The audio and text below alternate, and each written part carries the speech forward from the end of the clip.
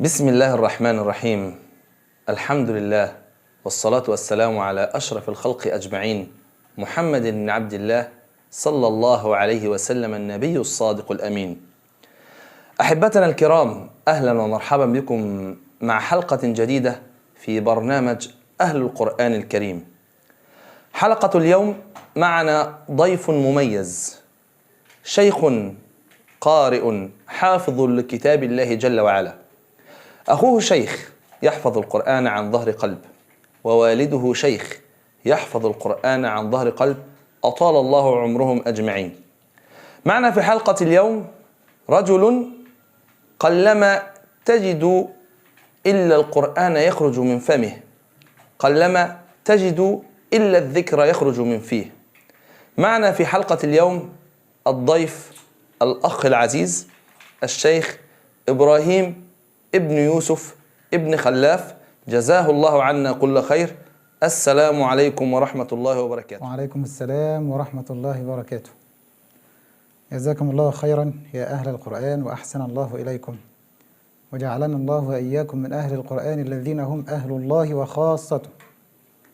الحمد لله الذي أكمل لنا الدين وأتم علينا النعمة، وجعلنا بفضل الله خير أمة، وأرسل فينا نبينا محمد صلى الله عليه وسلم يتلو علينا آياته ويزكينا ويعلمنا الكتاب والحكمة.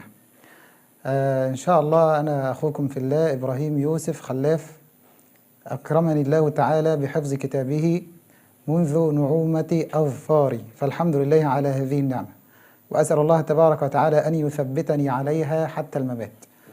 والحمد لله قد أكرمني الله تبارك وتعالى وتخرجت من كلية أصول الدين بجامعة الأزهر قسم الحديث وعلومه. ما شاء الله. اللهم لك الحمد. فأسأل الله تبارك وتعالى أن يجمع لي السنة، وأن يجمع لي القرآن، وأن يجعلني من أهل السنة. نتمنى سيدنا أن تمتعنا ببعض الآيات بصوتك العذب، لعلنا نأخذ منك أجرا إن شاء الله. تفضل. إن شاء الله.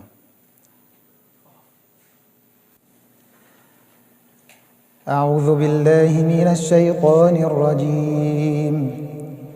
بسم الله الرحمن الرحيم.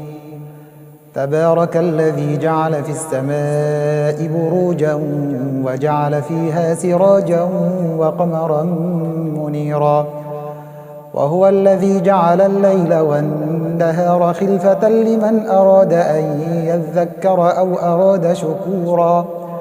وعباد الرحمن الذين يمشون على الأرض هونا وإذا خاطبهم الجاهلون قالوا سلاما. والذين يبيتون لربهم سجدا وقياما. والذين يقولون ربنا اصرف عنا عذاب جهنم إن عذابها كان غراما إنها ساءت مستقرا ومقاما. والذين إذا أنفقوا لم يسرفوا ولم يقتروا وكان بين ذلك قواما. والذين لا يدعون مع الله إلها آخر ولا يقتلون النفس التي حرم الله إلا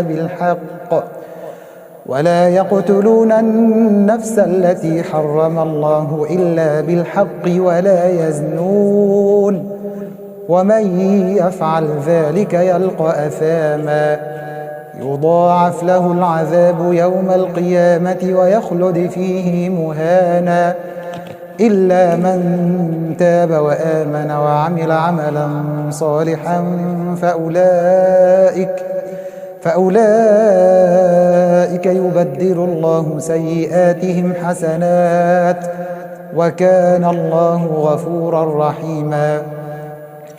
ومن تاب وعمل صالحا فإنه يتوب إلى الله متابا.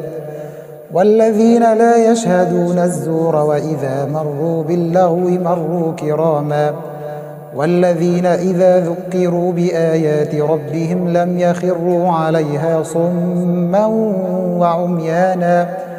والذين يقولون ربنا هب لنا من أزواجنا وذرياتنا قرة أعين واجعلنا للمتقين إماما أولئك يجزون الغرفة بما صبروا أولئك يجزون الغرفة بما صبروا ويلقون فيها تحية وسلاما خالدين فيها حسنت مستقرا ومقاما قل ما يعبأ بكم ربي لولا دعاؤكم فقد كذبتم فسوف يكون لزاما. صدق الله العظيم. جزاك الله كل خير حبيبنا وأخونا في الله. أحبتي في الله، القرآن هو كلام الله سبحانه وتعالى الذي أنزله على عبده محمد صلى الله عليه وسلم ولا ريب فيه. القرآن هو كلام الله الحق الذي لا يأتيه الباطل من بين يديه ولا من خلفه.